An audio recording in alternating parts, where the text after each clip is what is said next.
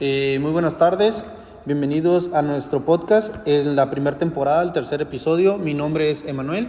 Mi nombre es Fabricio. Mi nombre es Abel. Brittany. Carolina. Alexandra. Ok, tomaremos el tema de cómo distinguir y diferenciar entre la filosofía, la ciencia y la epistemología. Comencemos con el tema de en qué momento pensamos que la ciencia se separó de la filosofía. Ok, déjame tomarte aquí la palabra, Félix. Yo quisiera, antes que nada, decir que esto no es una crítica a la ciencia. Simplemente estamos haciendo ver cómo fue la ruptura de la ciencia a la filosofía. Vamos a tratar de llevarlo a mayores palabras, vamos a tratar de que lo entiendan de una manera grata, de que se les haga fácil de entender. Ok, la ciencia. ¿Qué es la ciencia? La ciencia como nuevo modelo global es asimismo un modelo totalitario que quiere toda la atención para él. No usa, se niega totalmente al carácter racional, que el racional es una parte para acá, otra parte para acá. Entonces, mientras no comparta sus mismos principios epistemológicos, no le sirves a la ciencia, se cierra totalmente. Yo creo que hay una de la crítica que podemos hacer sobre la ciencia que se considera el único medio legítimo para llegar a la verdad, en el cual podemos considerar que ha habido ciertas incertidumbres en algunos descubrimientos o en algunos planteamientos, a pesar de que es muy sistemático, porque recordemos que también esta disciplina pues obviamente vive de experimentación e investigaciones sistemáticas. Tú, Abel, ¿en qué momento crees que caiga en cientificismo? Yo creo que se puede decir cuando aquellas personas están muy arraigadas a las fuentes científicas de universidades, de personas que supuestamente son reconocidas en el mundo y que no puede alguien más debatir o poner en supuestos esas ideas, porque ya lo dijo alguien reconocido, entonces ya no puede, ya esa es la verdad. Y el defender una verdad sin comprobarlo, sin saber de dónde salen las fuentes, creo que ahí ya es donde hay un cientificismo, ¿no? Y para ser claro, creo que esto ya es algo muy común que pasa en la actualidad, de que te dicen, esto de que nomás porque la ciencia lo dice, ya es verdad. ¿Cómo sabemos que no se puede manipular eso que nos está dando la ciencia? Pues un ejemplo claro en la actualidad sería la religión, ya que las personas que están muy adentradas en una religión se niegan a creer o a tener otras ideas de que las cosas pasaron distintas a como ellos lo creen o como ellos lo dijeron. Y pues cada religión tiene sus ideas, hay muchas en las que coinciden, hay otras en las que no, pero en las que no, pues se niegan a creer que otra religión a lo mejor está bien en lo que cree o que ellos están mal en alguna otra cosa. Está como la gente que cree y prejura que Dios creó al mundo cuando realmente pues no es cierto. O sea, no sabemos si en verdad fue eso o es parte de la ciencia. Pues no podemos decir que no es cierto porque no sabemos, Bueno, pero es una duda que a lo mejor nunca vamos a saber porque es algo muy antiguo que quizá nadie pueda resolver esa pregunta que tenemos. ahí es cuando implicaron establecer una distinción entre la física y la ciencia, ¿no? Que empezaron. Para mí, por decir, este caso trata de como de separar el conocimiento científico y la persona humana del conocimiento del sentido común y la naturaleza. O sea, se separan aquí ellos dos. Uno va para arriba, otro para abajo. Y esto hace que, la ciencia toma el conocimiento científico de que para interpretar ellos que esta es la verdad. O sea, ellos tratan de todo investigar y hacerlo a su manera y dejan al sentido común y a la naturaleza a la deriva. Yo quiero opinar que a lo mejor podemos verlo como en tres paradigmas. Uno donde está la pseudociencia, donde, es decir, ahí están las personas que creen en la astrología, en lo no comprobable, en la alquimia, las personas que están en la religión, y eso es meramente fe. Y la otra es el cientificismo, donde también se le da una fe a los científicos sin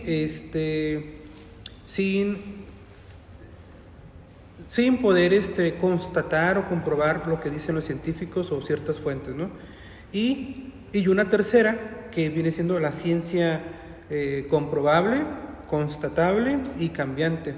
La ciencia ahorita es hace 100 años a lo mejor no se sabía mucho de, 1924 sería, ya estaba Einstein.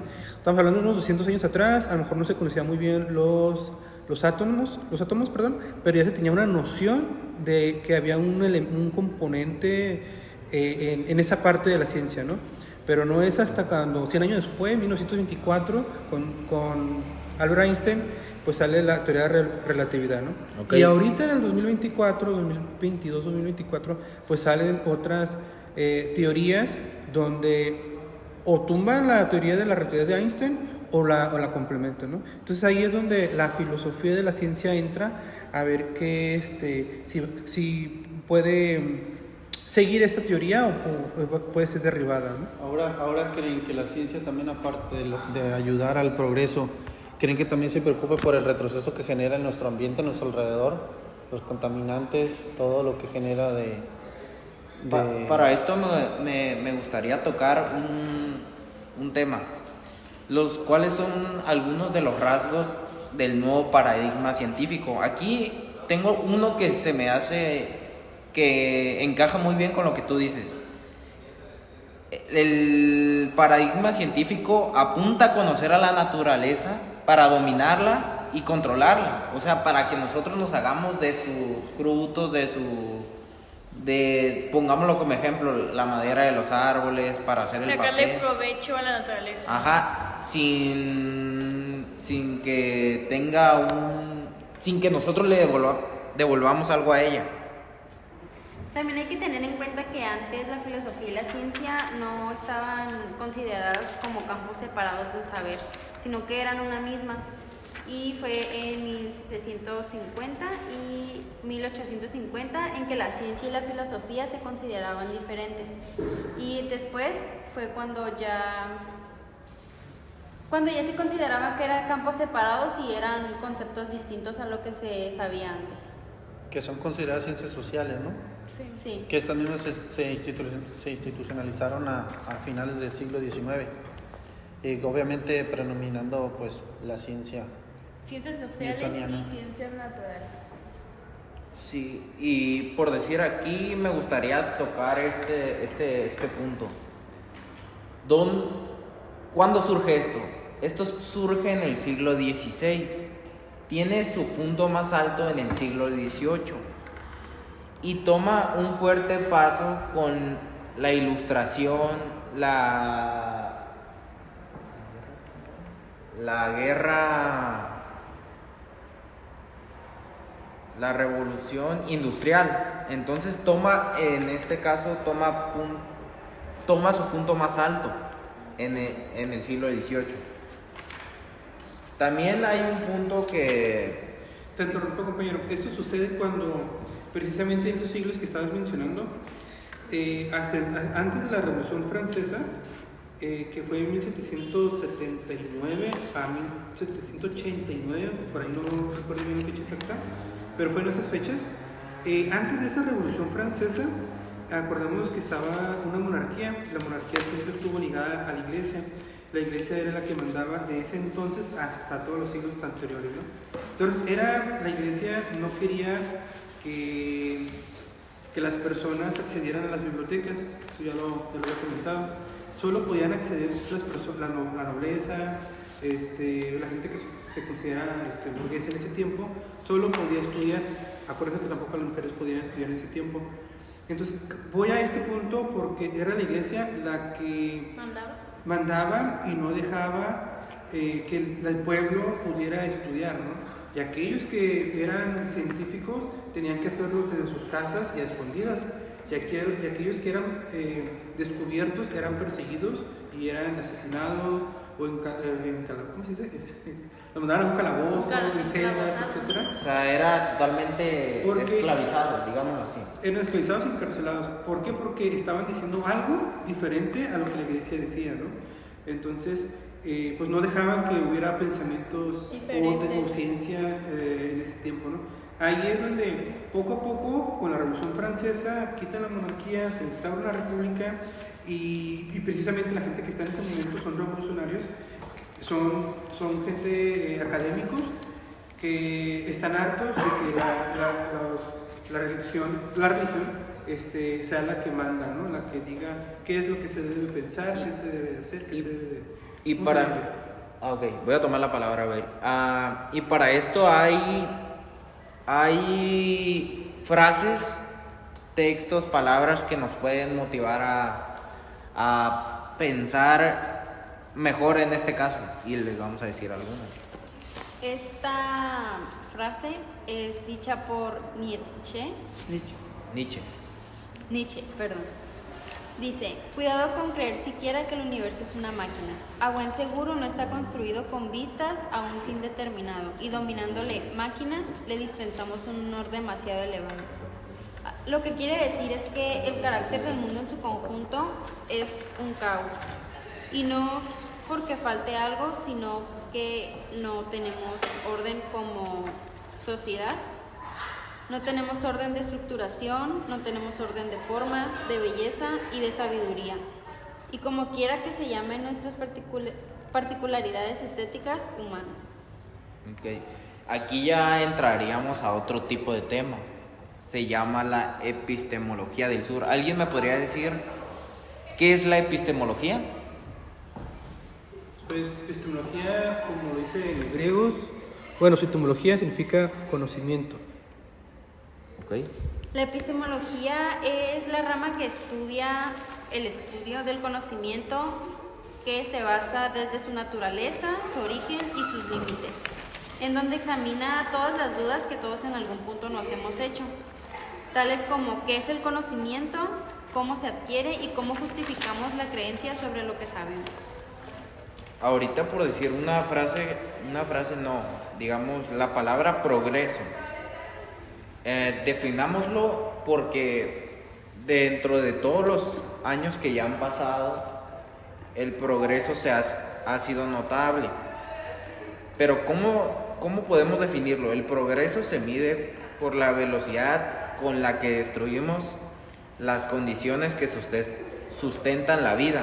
Esto lo dijo George Monbiot. Es una buena frase que da mucho a pensar sobre el tema y que trata de que estamos cegados y nos pone a pensar si el progreso ha sido para bien o para mal. ¿Alguien más que tenga que decir del progreso algo? No olvidemos que también debemos de considerar los nuevos paradigmas científicos que principalmente pide que sea cuantificable cada método científico y pues obviamente pide la reducción. Entonces dentro de eso buscaríamos una comparación entre ciencias sociales y naturales. Obviamente que las ciencias sociales perdieron terreno al creer que son subjetivas y las ciencias naturales que son más objetivas. Es decir, todo lo tiene que ser comprobado y es cuantificado, separado, clasificado, y entonces por lo tanto considero que fue que le ha ganado más terreno en las ciencias de este tipo. Pues obviamente también las ciencias sociales no requiere métodos de investigación porque es cualitativo, y el objetivo en ciencias naturales es la obtención del conocimiento de objetivos enunciando leyes y validez universal que muestran todos los principios generales de la misma ciencia. Creo que aquí, ya para ir cerrando más o menos el tema, la ciencia ha tomado un paso adelante por lo que le hace ver a la gente. Mucha gente se basa en de que si la ciencia lo comprueba, yo puedo confiar en que lo que tú me estás diciendo es verdad. Si no, no. Ahí es cuando entra el cientificismo, ¿no? Ajá. empiezan de alguna manera como a alabar o solamente creer en la ciencia y ya no creen en las demás cosas. Cientifismo se refiere a la idea de lo que la ciencia es desinteresada y extrasocial.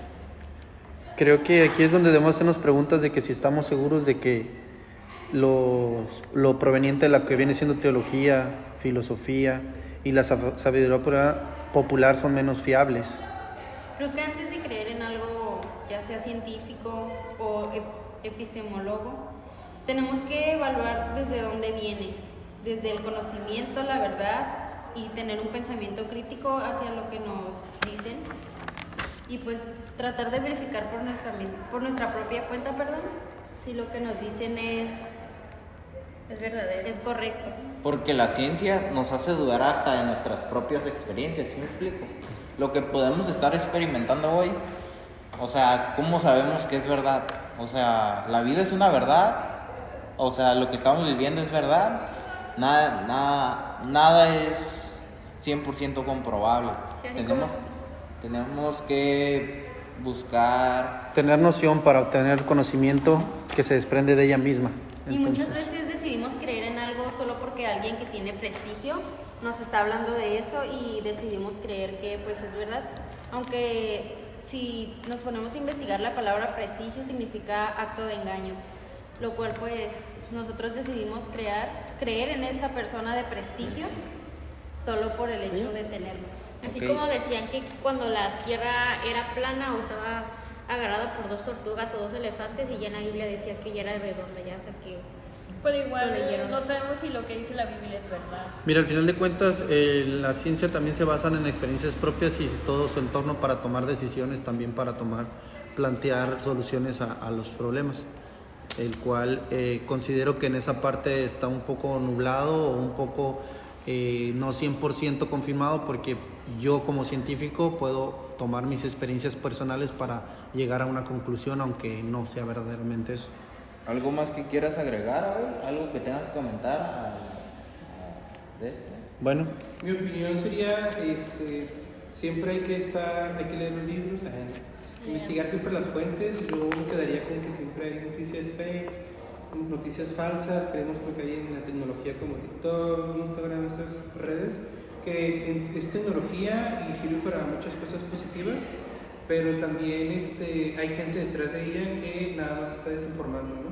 Obviamente, Que pues haya equilibrio. actualmente es como que pues, algunas de las cosas que salen pues ya no sabemos si son verdad o no. ok, pues esperemos si les haya gustado esta crítica sobre la ciencia, que obviamente la cuestionamos sobre algo legítimo que es únicamente para llegar a la verdad. Que tengan bonita tarde.